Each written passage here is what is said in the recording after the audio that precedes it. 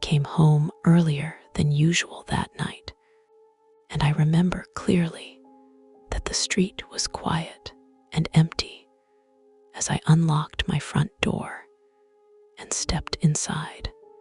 I placed my keys on the table near the entrance and noticed right away that one of my shoes had been moved slightly out of place, even though I always leave them aligned. I told myself I must have kicked it earlier without noticing, and I walked deeper into the house while turning on the lights one by one. The kitchen looked normal at first glance, but one of the cabinet doors was slightly open, and I was sure I had closed everything before leaving. I closed it slowly and stood still for a moment, listening. But there was no sound except the low hum of the refrigerator.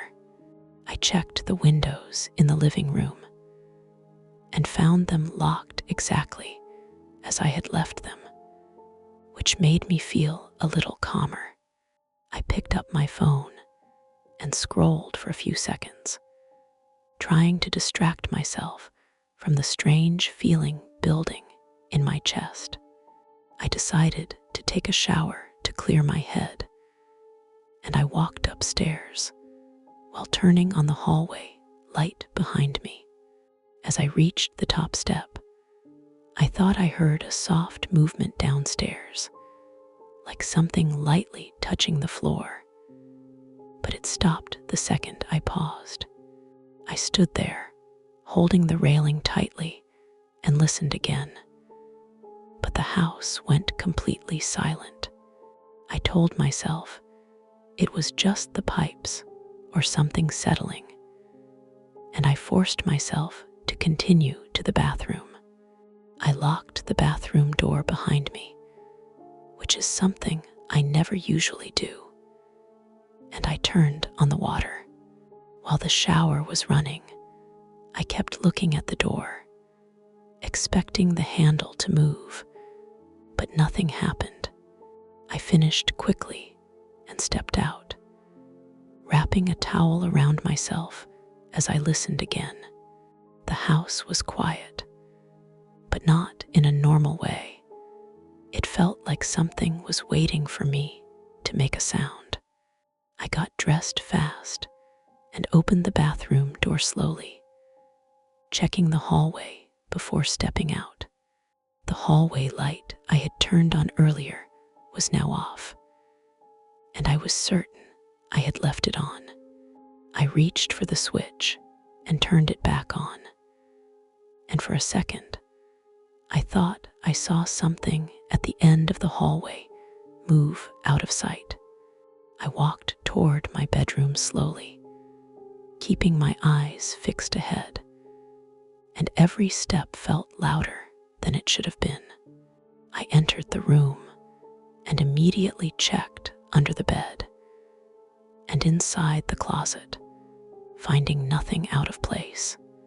I sat on the edge of the bed, trying to convince myself everything was fine, but my hands were shaking as I held my phone.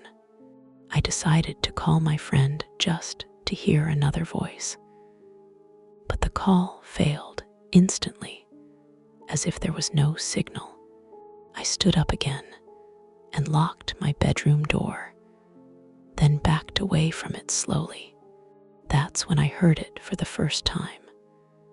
A quiet, steady breathing sound coming from somewhere behind me. I froze when I realized it was too close to be anywhere else in the room. I didn't turn around because I knew if I did, I would see exactly where it was coming from. I felt warm air on the back of my neck, close enough that it made my skin tighten. That's when I thought it was over. I had no idea what was about to happen next. The story isn't over. I stayed completely still as the breathing continued behind me, slow and controlled. like someone standing inches away and matching my rhythm exactly. My phone slipped slightly in my hand, and the small movement caused the breathing to pause for just a second before starting again, closer than before. I tightened my grip and stared at the wall in front of me, trying to focus on something real while the sound stayed right at my neck. Then it spoke, using my exact voice, repeating my own breathing pattern before forming words that I had never said out loud. "Don't move. It's right behind you," it said, and the tone was flat, like it was reading from memory rather than speaking naturally. I couldn't react because the words were already describing what was happening in that exact moment. The air shifted again, and I felt something brush lightly against my shoulder, as if someone had adjusted their stance. I forced myself to take a step forward, and the breathing moved with me, staying at the same distance no matter how slowly I moved. I reached for the door handle in front of me, but it turned suddenly on its own before I could touch it. The door opened just enough to reveal the dark hallway, and the light I had turned on flickered once before going out again. I stepped into the hallway carefully, and the breathing followed, still close, still steady. I could hear a faint sound now from downstairs, like a chair scraping across the floor in short, uneven movements. I started walking toward the stairs, and every step I took was matched by a second step just behind me, perfectly timed. I gripped the railing and began to go down, one step at a time, while the sound from below grew louder. When I reached the bottom, I saw that one of the dining chairs had been dragged into the center of the room, facing directly toward me. I stepped closer, and the breathing shifted slightly to my side, as if whatever was there had moved to watch what I would do next. I reached out and touched the chair, and it was still warm, like someone had just been sitting there seconds ago. The front door suddenly clicked, and I turned to see it slowly opening inward, even though I remembered locking it earlier.